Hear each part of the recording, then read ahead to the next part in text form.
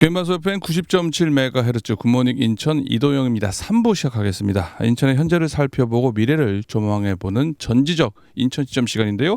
오늘은 인천시의 더불어민주당 김명주 의원, 국민의힘 이용창 의원과 함께합니다. 두 분 의원님 안녕하세요. 네, 안녕하세요. 네, 안녕하세요. 예, 오늘 주제 6.3 조기 대선 관련된 정치권 이슈에 대해서 두 분의 의원님과 이야기 좀 나눠보도록 하겠습니다. 6.3 조기 대선 이제 40일 정도밖에 남지가 않았는데요.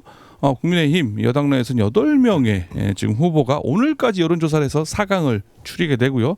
과연 윤정복 시장이 그 안에 들어갈지 포함될 수 있을지 아니면 다시 시장으로 복귀할지가 좀 관심사라고 할 수가 있을 것 같고요. 인천에서는 또 하면은 더불어민주당 이재명 전 대표의 거의 뭐 대세입니다. 90%에 거의 육박하는 지금 뭐 3파전이긴 합니다만은 뭐 조선일보에서는 사실상 확정이라는 표현까지 쓸 정도로 민주당의 경선 흐름 이렇게 지나가고 있는데요. 총평으로 어떻게 보시는지 뭐 자기 당 얘기하셔도 되고요, 타당 얘기하셔도 되고 다 얘기하셔도 되는데요. 먼저 이용창 의원님 한 말씀 좀 어떻게 보십니까? 이번 여야 대선 경선 과정. 글쎄요, 국민의힘 그 후보님들은 지금 많이 지금 참여를 하고 계셔가지고 제가 감히 이렇게 뭐 어느 후보가 될 것 같다라고 하는 거는 좀 점치기가 어려울 것 같고요. 뭐 앞서 앵커님 말씀하신 것처럼 민주당은 뭐 애초부터 경선이 시작되기 전부터 독주를 예상했고 그렇게 만들어진 국회고 그렇기 때문에 뭐 별로 놀랍지는 않은데 안타깝습니다.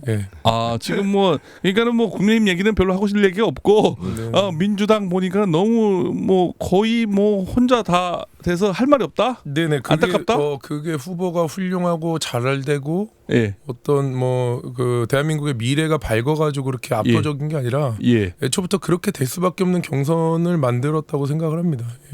그래요? 네네. 뭐 일단 여기까지 듣고요. 자세한 얘기는 뒤에서 좀 더 더블 하고요. 아니 뭐 그러면은 김용주 의원님은 뭐 국민의힘 얘기를 하셔야 되겠는데요.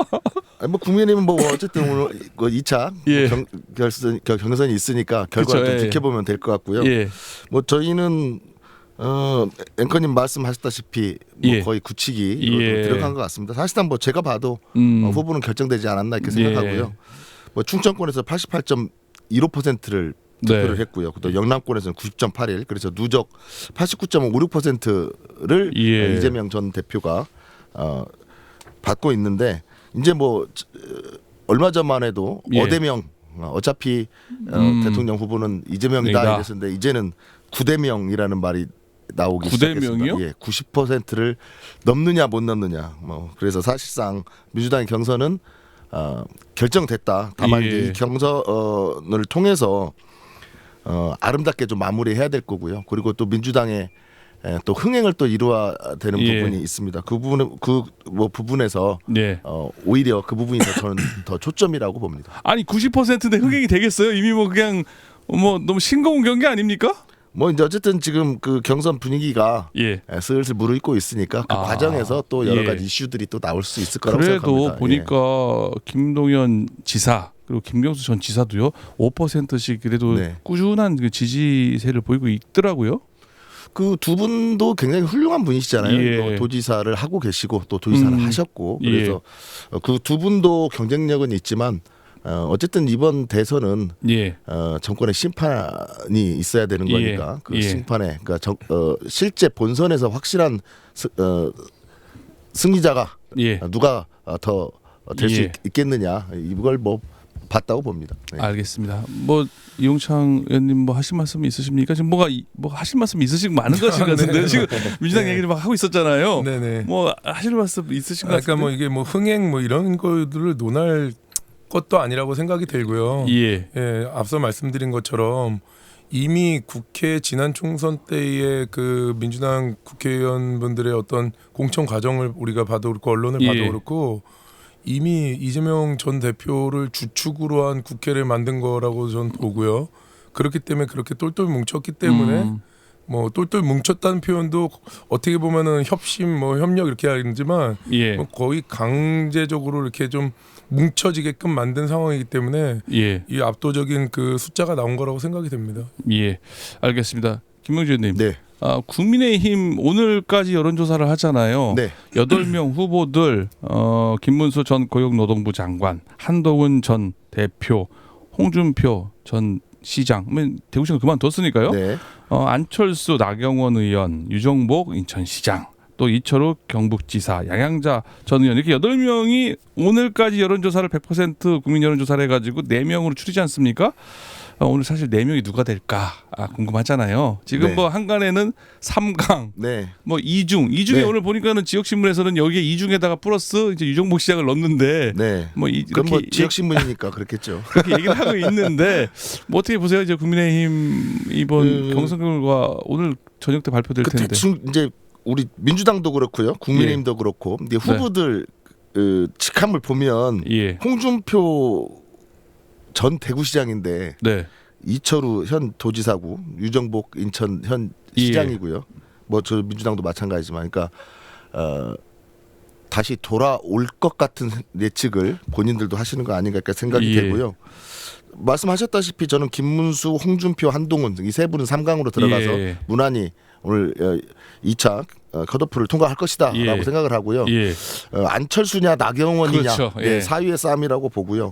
우리 유정복 지금 오늘은 후보님이고 내일은 이제 인천시장이 되실 우리 유정복 시장님은 인천 시민을 위해서 지금까지 허비한 시간만큼 더 열심히 좀 노력해 주실 것이다라고 생각을 합니다.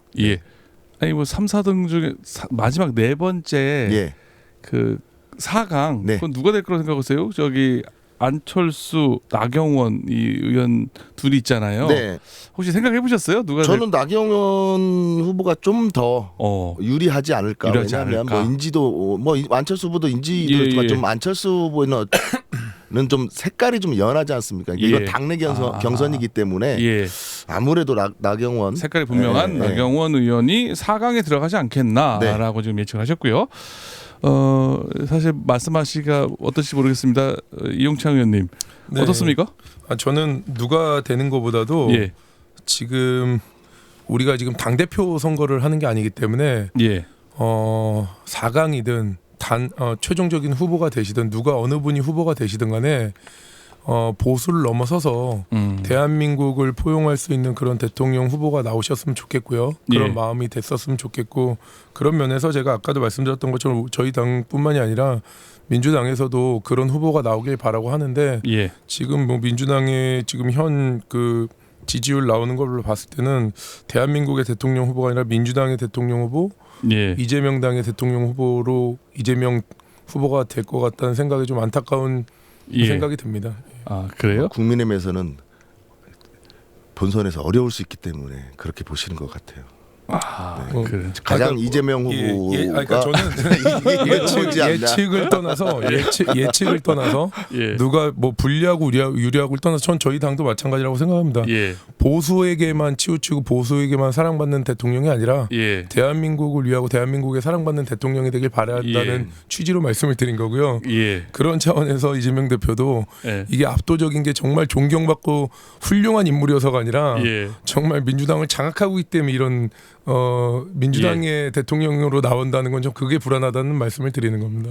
근데 뭐 그 방식이 당원 50% 그다음에 국민 50%가 포함되어 있기 때문에 꼭 그렇게만 볼 수는 없습니다. 어쨌든 뭐 전에 이제 대통령 출마 경험이 있고 또 성남시장 또 경기도지사를 했던 경력이 있기 때문에 그때 당시에 한 일을 잘했느냐 못했느냐 이게 좀 평가 기준이라고 저는 봅니다. 알겠습니다.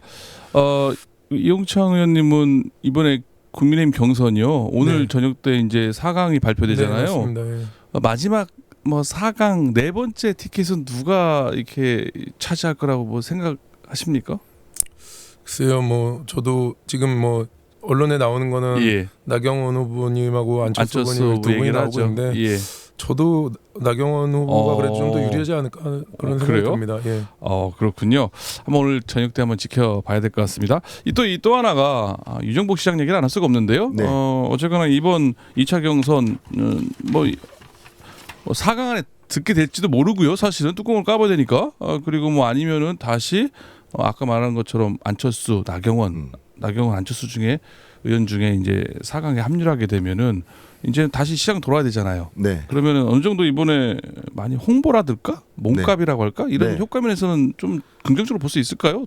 어떻습니까, 유정복 시장? 저는 뭐 원래 몸값 자체가 비싸지가 않아서 굳이 뭐 이번 대통령 후보에 출마했다고 해서 몸값이 올라갈 것 같지는 않고요. 지금 8명의 후보 중에서 4강 안에는 들었어야죠. 그러면 몸값이 올라갈 수 있는데 뭐 아마 그 몇 %를 득표했는지는 발표하지 않는다고 했습니다.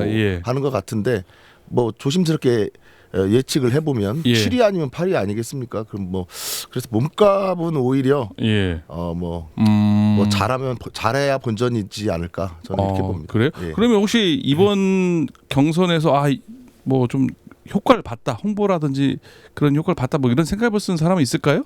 그 제가 봤을 때는 오히려 이제 몸값을 높였다는 그 후보는 안 보이고요. 오히려 여차하면 이번 정치 생명을 의원님 죄송합니다. 4부에서 계속 얘기하겠습니다. 알겠습니다. 네.